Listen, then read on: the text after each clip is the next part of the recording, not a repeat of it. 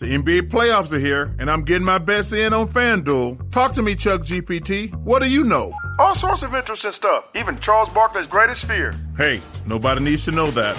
New customers bet $5 and get $200 in bonus bets if you win. FanDuel, America's #1 sportsbook.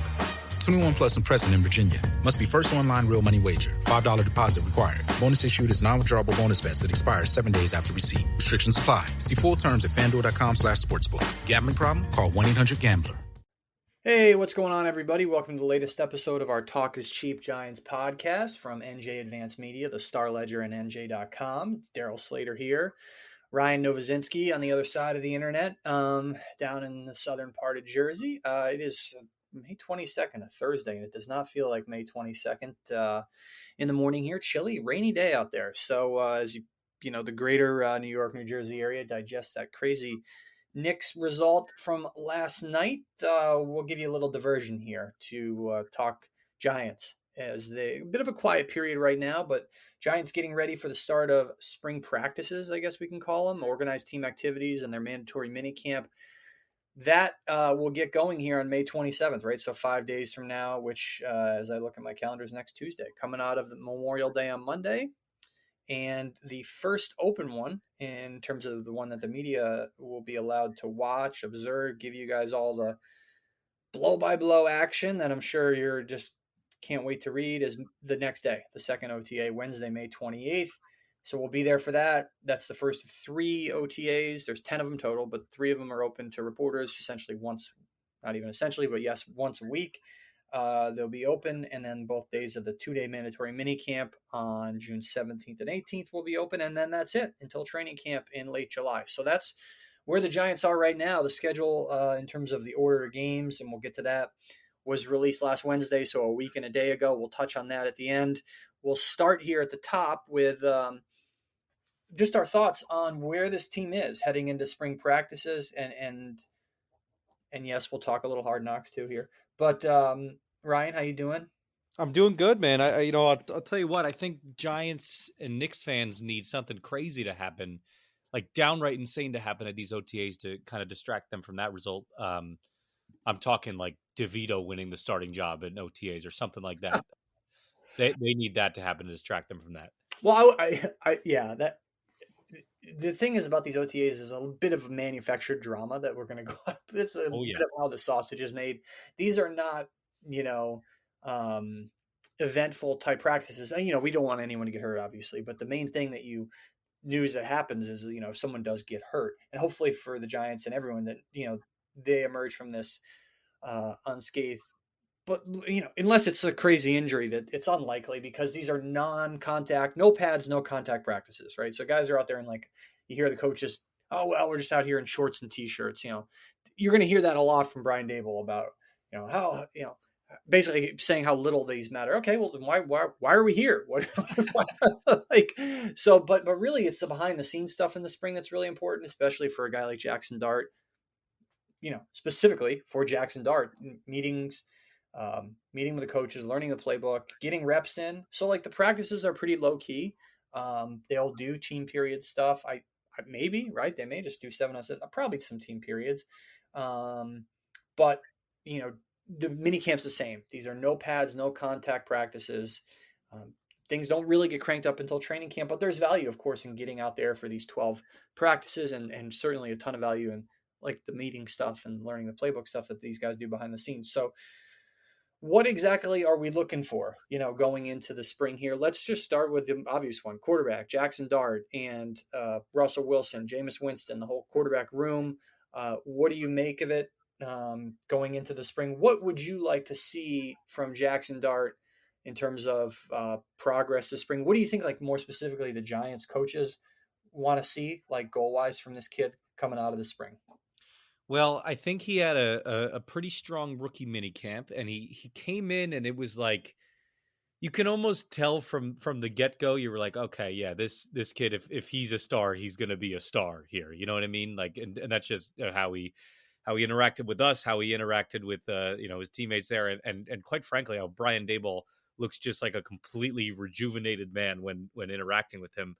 I think they're just looking for kind of the steady progress, because I think they view him almost as, a project, that a guy that's probably going to end up starting towards the end of the season. That's the reason they bring in Russell Wilson. That's the reason they bring in, even a safety net to Russell Wilson in Jameis Winston, is because they knew the quarterback they were getting in this draft, because it wasn't going to be Cam Ward. They knew that they were going to have to, have some insurance there. So I think they're looking for some progress there. Now, what I would like, and of course, what we all would like as reporters, is for him to, to chip away at Russell Wilson right away, and make it somewhat interesting, at least in OTA talk, and at least in the early portions of training camp. I think that would make for a fascinating storyline. Just to see, all right, Russell Wilson's here. He signed a decent contract to come here, and he obviously said in his opening press conference that he expects to start. But here's this kid, Jaxson Dart from Ole Miss, that's kind of creeping behind him, and hoping to, fight for his job earlier than expected here. And the one thing that we talked about, the schedule and stuff like that, it makes it so fascinating to me that what the timeline is going to be for this kid, because it's like, all right, if they start the season 1 and whatever, which I think we all agree might happen because they play the Saints early and all these other hard teams, kind of sandwiched between that. It makes you wonder if Brian Dable is going to say, all right, just to save us from the booze and just to give these fans something to root for, we're going to start them early on. But, in terms of OTAs, I think it's going to be, they're just looking for steady rookie progress so that they get confidence in order to pull the trigger on that decision early on in the season. Yeah, good point. We'll get to some of that later when we project that he will start or could start. Yeah, I think they just want him to get sort of familiarity with the NFL operation. Everyone made a big deal about the clapping stuff. And that's fine, in terms of how he does the snap count and the cadence. But I think that's simply just a specific detail that's indicative of how simplified pretty much all college offenses are. And so he's going to have to do, it's not just the clapping, right? So he's going to have to do a lot. And Brian Dable even said, like, oh, guys, the clapping is not that big of a deal. Okay, well, there are other things that are kind of a bigger learning curve, right? Reading defenses, going through more complex read progressions in terms of his receivers and route progressions than he would have had to in college. Like, those are also steep learning curve things, right? So those are areas where I think, get him started on this. It's a significant uphill climb to learn how to be a very good NFL quarterback, even just to operate as an NFL quarterback. And it's not just him. A lot of rookie quarterbacks are in that boat. So that's what I think the spring ought to be like in terms of the ideal goal for him. And yeah, have a bit of a better feel for like this kid and maybe when they could play him. But I think they just need to start, and they should, and they will start just with the basics, right? Get him comfortable with that, just what the learning curve stuff that like a guy like Russell Wilson just takes for granted, right? That's second nature to him now, even though he has certainly some limitations at this point in his career. He can get out there and operate, and he can see things, that's part of his game now, or it's part of it. It's ingrained in him, right? He's been doing it for so long. So that's what I think the goal should be for the Giants and Jaxson Dart. Obviously, Russell Wilson's going to get the first team reps. Jaxson Dart will work with the third team. I would think. I think they'll just go with the hierarchy. So it'll be interesting to see how they do those reps, because there's only so many reps to go around. Wilson will get the first team reps. Jameis Winston the second. Tommy DeVito is not going to. He's probably going to get cut. So I guess first, second, third, that's how they're going to do it. But maybe, could you see a situation where Winston and Dart get a similar number of reps? Maybe, because like typically your third quarterback is not getting a lot of reps. It's not like you're giving 10 reps of the first team, then 10 and then 10, right, throughout the whole practice. Like eventually the third quarterback's numbers tail off. So we'll see on that. In terms of other stuff, like you brought it up, like no one's winning a job in the spring. But in terms of, there's not a lot of position battles per se. We can just go through these quickly, but we'll address them real quick, each one by one. Right guard spot's interesting because Evan Neal is going to be moving over there and quote unquote competing with Greg Van Roten. I don't know. I don't see it. Marcus Bowe is a tackle right now. He could eventually play guard, but the rookie I'm talking about, of course. The Neal to right guard thing, everyone's going to make a big deal out of that in the spring, aren't they? Oh my God, I can see it already. And yet you can't get a read on it. There's no pads out there. What are we doing? Like Exactly. And that's the thing. Like I think, I think this is just a classic kind of like off season. There's not much going on storyline is this Evan Neal thing, but if Evan Neal if there was even potential for him to be this, Mekhi Becton-esque turnaround story, don't you think the Giants, who went again 3-14 last season, don't you think they would have figured it out? If Carmen Brasilla is this amazing offensive line guru, which he was being touted as at the beginning, early portions of last season, you think he would have figured out that, oh, hey, this former 7th overall pick can play guard, and he would have done that in week 1 instead of playing Greg Van Roten at right guard. I think that it's going to be Van Roten that ends up winning this job, and I think he'll take a step back from last year. He was kind of just he was pretty average last year. He was like your replacement level player last year, but still a body there, which is good for this Giants offensive line, especially in recent years, what it's been. But I don't think you're going to see any Evan Neal kind of career turnaround in East Rutherford, at least. I mean, maybe he goes to the Eagles at some point and completely transforms, but it's not happening here. Yeah, I agree. In terms of the other interesting spot offensively, obviously quarterback, but how are they going to deploy their running back reps? Obviously, Tyrone Tracy eventually took over for Devin Singletary as the primary back last year and had a pretty good rookie year. They go ahead and draft Cam Scadaboo, who is a really interesting player. And everyone's got certain level of expectation for him just because of his track record. So what does that mean for Singletary, I think becomes the question. So the deployment of, the doling out of running back reps in the backfield, what that could eventually mean for Singletary. Could they see some signs from Scadaboo early? That's something to watch, right? It sure is. And if you remember, go back to last season. I don't have the exact numbers in front of me, but I remember the way they kind of deployed the running backs at the beginning of the season, at least, was a little odd. Tracy wasn't getting many looks, and heck, if it wasn't for an Eric Gray fumble in that Seattle game, who knows if Tracy would have even gotten any sort of looks last season. So I wonder if Tracy and how he developed last year, if it gives Shane and it gives Daboll a little bit more confidence in what a rookie can do right away, a rookie back can do right away. Perhaps that means that Scadaboo gets some decent look. I think he'll get all the chances he can get to compete with Singletary, who obviously had the fumble issues last year, and I think the Giants brass are obviously would have to be concerned about that. So if they can get Scadaboo, who again, like you said, had a very impressive resume at Arizona State and almost single-handedly brought them to the college football playoff last year, won the Big 12 for Arizona State, who wasn't anything in football for the longest time. This is a guy that can certainly compete with Devin Singletary, who might be on the outs anyway, right? Yeah, I think that's a fair assessment. Yeah, so I mean, it's the way that they split up this RB2 kind of situation. That fascinates me. I'm also, I mean, the other, I guess, only other thing of note on offense would be wide receiver 4. And the question would be, there's two questions, I guess. Are they signing Gabe Davis? It feels like all signs are pointing to that. Although, you would have expected maybe it to happen by now. And what does that mean for Jalen Hyatt? This could be kind of, we're trying to, I guess, manufacture, trying to get a lot of position battles because they're interesting to our readers and such. But that could be one that certainly, it will mean something for this team.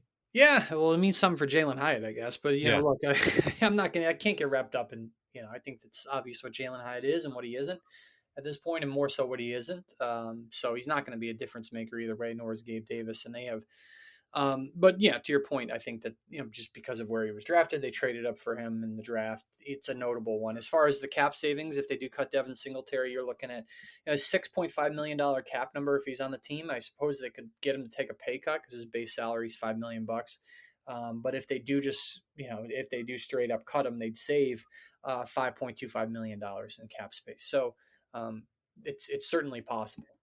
To your point about that, as far as the defense switching over, the big one there, I think, clearly beyond how they're going to deploy their outside linebackers, and we can touch on that as well, is D tackle and what they're going to do with Darius Alexander, and could he push Raheem Nunez-Roches, who's sort of a fading veteran, good leader, but has not really been productive over the past couple of years since he signed with the Giants.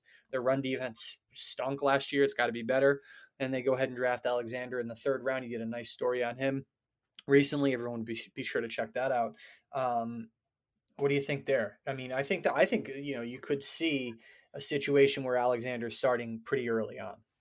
Oh, no doubt. Yeah. And you, as you mentioned, as you alluded to, I have a bit of a soft spot for Darius, but no, this guy he's just, I think from the get-go, he could be more talented than Raheem Nunez-Roches is at however old he is now. I won't even bother looking it up. He's just an aging veteran at this point. Yeah, man, this is a guy that is, I think he's in the 300s. I think he's 311 pounds. I just looked it up. 311 pounds, 6'4", and he moves like someone that is not that weight.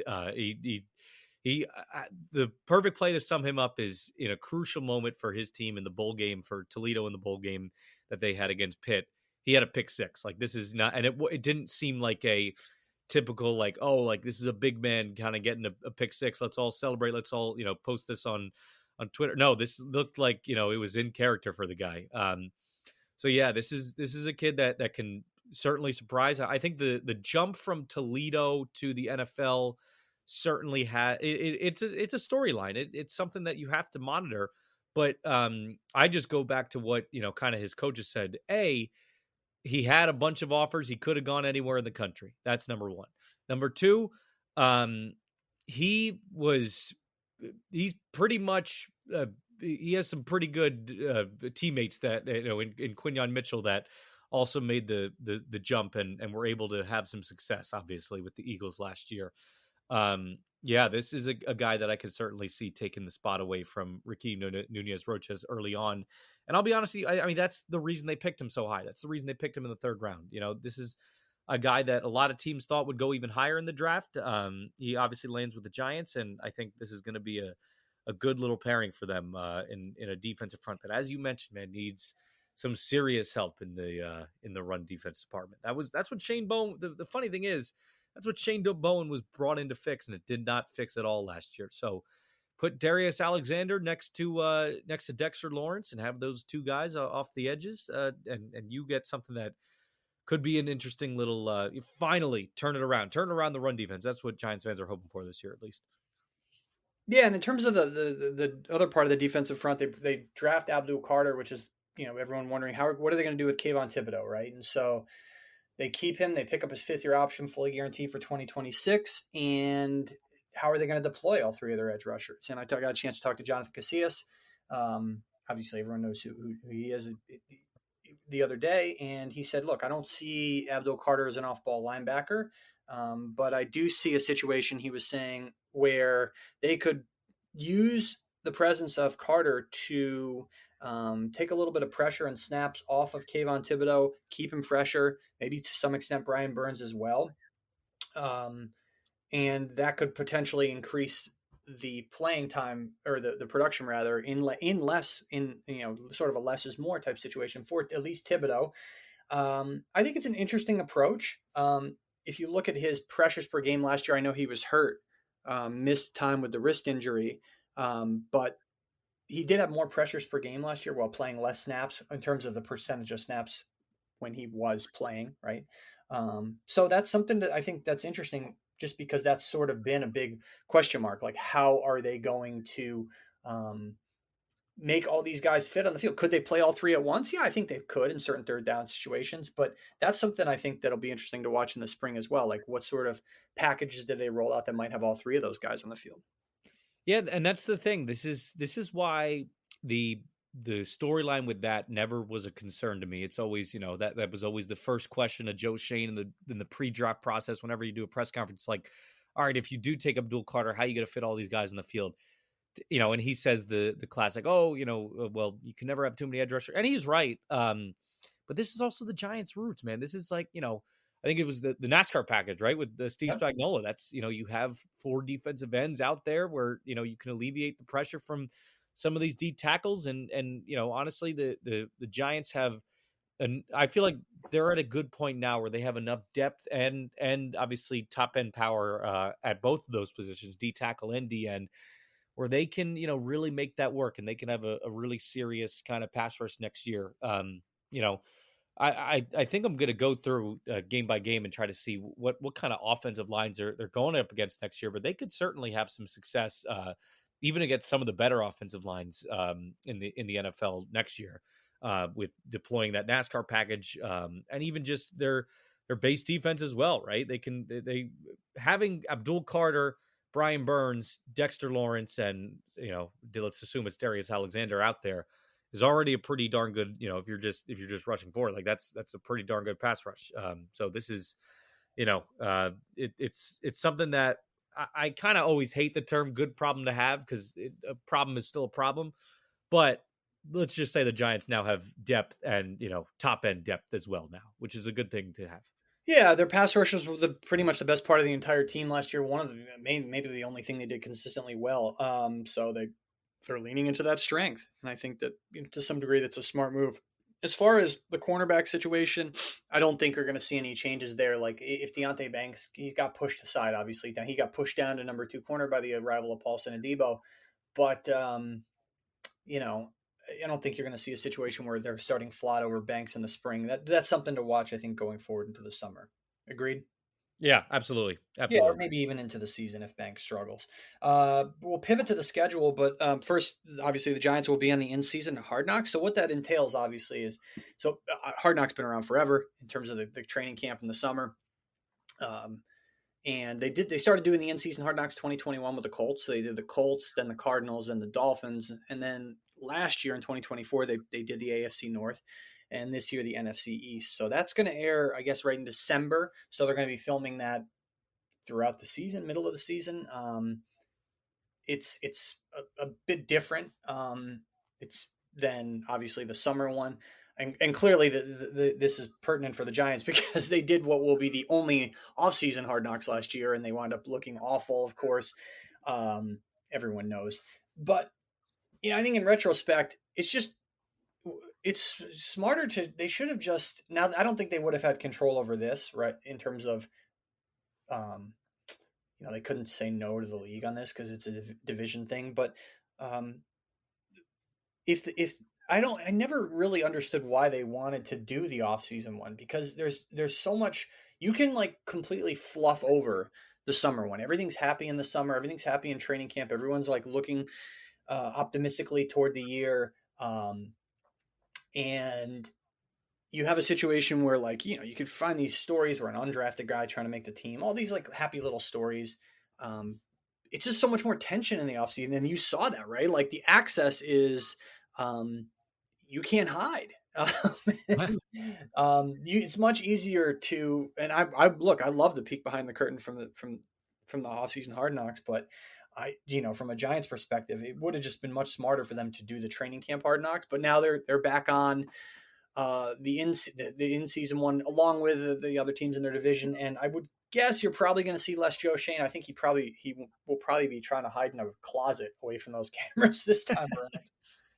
Either that, or him and John Mara will be in a director's chair, just completely dictating the whole thing. I think you already get a lot of fluff with these in-season ones, and like you mentioned, even the training camp ones and what have you. This is going to be the most watered down version of it because they've already went through it, and now I feel like they know, or at least hopefully they do for their sake. For our sake, it'd be great if they didn't. But now they know what to take out. What interesting drama, like anything that even is in the same universe of being interesting kind of in-season drama, like this quarterback battle or whatever. I think they're going to end up cutting out. This might as well be an in-house production. You might as well just have it like that. So yeah, this is going to be. I think it's going to be more just like, they're going to try to showcase the personalities of some of these guys. Like Jaxson Dart has an interesting personality. Abdul Carter seemingly has an interesting personality as well. A lot of their draft picks do. And then this quarterback room, I'm sure they'll try to pump that up as much as humanly possible. They talk about, I think Jordan Renan of ESPN just did a story about, where one anonymous exec said that you need a reality show for that quarterback room. Well, this is the reality show for that quarterback room. I'm sure you'll get a lot of that and a lot of just kind of the jokey moments from that. And, Jaxson Dart might be starting by the time it airs. So we'll pivot to the schedule. We knew the Giants had the hardest schedule in the league in terms of the performance of their 2024 performance of the teams they played. Last week, the NFL puts out the order of the games, times, dates, all that stuff, right? So we knew the home and road opponents, and man, this schedule is even more brutal than we thought. I mean, we don't have to go through it game by game. We did our game by game picks, but they open at Washington and Dallas. We're going to wind up going through it game by game. Then Thursday night against the Chiefs, and then Chargers at home, then Saints. So then short turnaround again to play Thursday night at home. By the way, the Chiefs is not a Thursday night game. The Thursday night in Week 6 against the Eagles, so they could be definitely easily 1-5, going to Denver, and then they got to turn right back around and play the Eagles on the road a week after the Denver game. So it's just the early grind. The other thing to look at is from the time they play the Eagles on the Thursday night, October the 9th, then before their bye, they have 7 games, right? And only 2 of those 7 are at home, right? Their bye is latest possible bye, brutal. December 7th with that weekend, week 14. But from the time they play the Eagles on a Thursday night at home, and after that game, you're probably looking at them being 1-5. They have to go at probably 1-5 and play at Denver, at Philly. Then they go home against the Niners, at Chicago, home against the Packers, then at Detroit and at New England. 2 home games, 5 road games, 7-game stretch, week 7 to 13, leading into the latest possible bye. Absolutely brutal. I mean, this is a really brutal schedule. Yeah, it could be a long year for them. I'll save you the time I'll spare you the time on going game by game. I have them starting at 1-12. 1-12. Okay. I think yes. I'll probably do too. I think you had them at 3 and so I guess it would be 3 and 9. I think they'll win in New Orleans. I think they'll win in New England, and I think they can probably win in Chicago. So those are the obvious ones. I think those are certain. Like, here's the problem with the Giants' schedule, right? They have 14 opponents this year, obviously. Only one got worse from this season, and of course, every team on paper looks like they got better always. You mean the Saints? Obviously, always they look like the team that's going to be bottom of the league, whatever. But the teams that we're talking about got seemingly on paper a lot better, right? Like the Patriots got a lot better. The Patriots now have Mike Vrabel as their coach. They spent a ton of money this offseason. They had a really good draft. The Raiders, they got a new coach, a new quarterback, and they have Ashton Genty. And, couple that with Brock Bowers, and you can get a pretty decent offense. I'm not saying that they're going to be some world beaters this year. That Week 17 game might be one of, you all eyeballs might be on that to be the kind of tank bowl this year, but they're certainly better than they were last year. This is not that guaranteed win. There are, like, I even look at the Saints game and, it being early in the season, it's still going to be kind of a motivated, Saints team. If you were the Giants, you were wishing that one was, the Week 18 game or whatever. So schedule wise, and you talked about it too with all those road games in there. They just got completely, just the league. This sucks for the Giants. I mean, this obviously is a cycle that goes around. The league didn't screw the Giants. You see a lot of that storyline out there. No, this is not that. This is obviously. This is just kind of what the card you're dealt, right? It's unfortunate timing for Daboll and Shane, who I did think had a pretty good offseason. But the fact that the Dallas Cowboys are I rank them as the 4th weakest opponent on the schedule. The fact that the Dallas Cowboys are the 5th weakest opponent on the schedule that kind of goes to show how hard this schedule is, because from there you just got playoff team after playoff team, with the exception being the 49ers in week 9. That's, there are 8 playoff teams on this schedule, and that is a gauntlet. This is going to be a gauntlet. It is, and you mentioned, and you look at the winnable games based on how teams played last year, and you mentioned, only the Saints really got worse, but like they're all on the road, right? So they at the Saints, at the Bears, at the Pats, at the Raiders. Those are their 4 most quote unquote winnable games based on how teams played last year, all on the road, and only the Saints got worse. Those other 3 teams probably got better. So if you pencil in even those 4 wins, where's the 5th and where's the 6th win coming from? And that, right. This team is going to probably have to win 6 games at least, right, to save the job of Brian Dable and Joe Shane. 5 or fewer, I don't think is going to cut it. So where are the wins coming from, and also when does Jaxson Dart start? That's the other way that this regime could save their jobs. If Jaxson Dart amid another loss-filled year, if he shows progress late in the year under Brian Dable, does John Mara really want to give this kid a gut punch of change by ripping the coach away from him who he's developing under, if indeed he is developing? So you look at the spots where he could start. I think week 10 in Chicago is an interesting one, the winnable game. The fact that the bye comes so late is just a tough one for when they could start him, right? They week 10 in Chicago, maybe week 13 in New England, with the bye coming right after that, or maybe coming out of the bye at home against Washington. I think those are probably, but maybe that Washington game is a bit late. But do you see it? Those are probably the 3 points, wouldn't you say? And would you see a situation? I guess maybe it could be earlier than week 10. Yeah, that's the thing. I could see it as early as week 5 at the Saints, ranging from that to, like you said, week 15, which is incredibly late. It's going to be a interesting storyline to follow, obviously, this season. But it's so weird. Like the all these factors that go into it. It's the hot seat regime. It's the tough schedule. It's the fact that the schedule starts, like we talk about this tough schedule overall. It starts incredibly tough. It's a murderer's row at the beginning there. They're gonna need the Giants are gonna need some sort of reason to get fans in the door. If they start 1-12 like I expect them to, but even if they're at like 1-7 or whatever, they're gonna need a reason for fans, or 1-8 rather.